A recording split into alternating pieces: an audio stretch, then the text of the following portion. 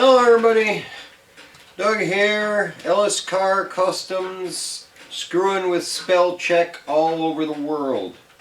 I got my buddy here with me tonight, White Toes. If you're returning, I'm glad you came back. If you're new, hope you stick around. I got an update on the Hinge situation. Classic Industries decided that now they have the hinges, so it's a good thing I didn't find them somewhere else and order them, because they just automatically took some money out of my account and said, we're going to send you some hinges. So I've got hinges on the way. What are you talking about? I got hinges on the way, so we'll be able to get back to that gate soon. And I've got plenty to do until then, but I can give you an idea of what I'm up to tonight. First of all, it's getting hard to find my cat again because my floor exploded, so I'm gonna have to clean that up. But I'm gonna order up the shock relocation bar that hooks to the frame, so we're going to do away with these factory shock pockets. So what I'm going to do is I'm going to cut those out and plate them, because other than that, you know, I mean, you've got a hole that stuff can get up in there and get trapped and everything else, and there's no sense because they don't need to be there. So yeah, there you are, buddy. So I figure I'll make up some plates and I'll cut those out of there and plate them so we don't have a pocket to collect garbage. But I'll bring you back when I get a little bit done and we'll see how it goes. So we've got our pockets cut out of there. So what I'm going to do is transfer this onto this plate here, trace it out so that's the same exact size as what I took out, and I'll cut that up, fly her in there, do the same thing on the other side, and I'll show you how this is going to work out. So yeah, by the way, I did find my floor again. That's good. Kitty cat's up in there keeping an eye on me. I'm making too much noise, so he likes to get a little further away when I'm grinding. He's alright with everything else. So I got my patch made up for one side. We got magnets holding it in place. So we're gonna zip some spot welds on there. Basically, like I said in my last video, I'm running on memories of welding gas, so hopefully I got just enough gas to spot these in so they're ready to finish weld when I pick up my fresh tank of gas, because we're here at Ellis Car Customs, we're single-handedly keeping the welding gas industry afloat. So I'll tack that in there and give you a look at it. So there, we got the first one spotted in there. And I just got to make up one for the other side. I'm crossing my fingers that I got just enough gas to do that. And after that, we'll move on to something else. I'll give you a look when I get that tied up there. So sometimes I get asked what gauge metal I use for different things. If I'm not using the vintage tin that came from the car. For the floor, I'm using 16 gauge metal. It's plenty thick enough for a floor. So yeah, if you want something structural, you want to use a heavier gauge, but you know, some of the body panels are like 18, 19 gauge. And like I say, it's hard to tell what the original steel was gauge wise.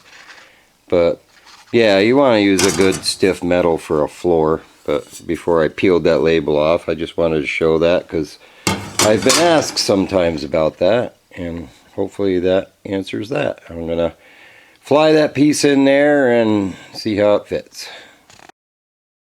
There, we got our second panel in there.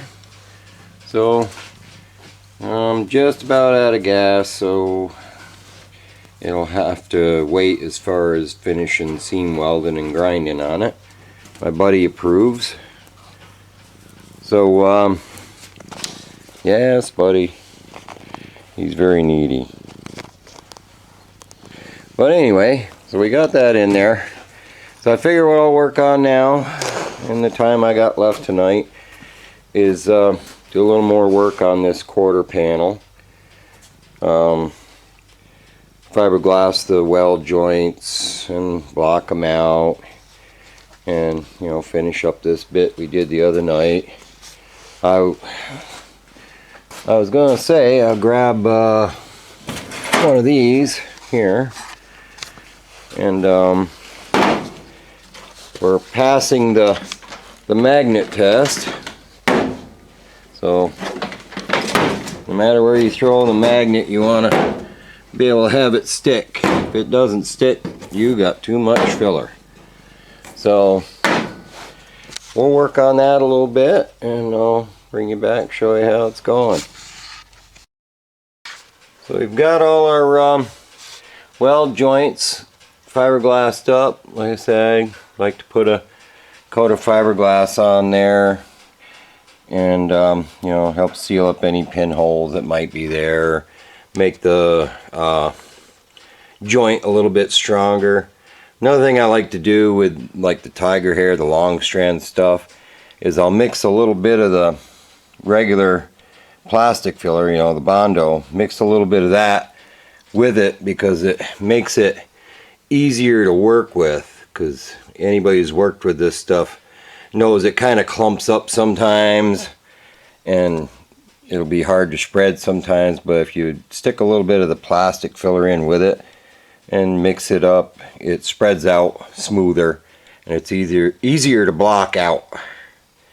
And I've had people ask about like the rust, and you know, if this is a high dollar real Nomad full restoration, for one, we would have tried to find quarters for it. They don't make quarters for 57 Nomads. They make them for 55s, but not 6 or 7. You have to modify a 2-door quarter to make it work. I would have gone that route, but there's plenty of metal there. So what I do is grind and wire wheel the best I can, get it as clean as I can, then spray it with a couple of coats of rust reformer, and then scuff it up and put my filler on. And I've had pretty good luck with this stuff.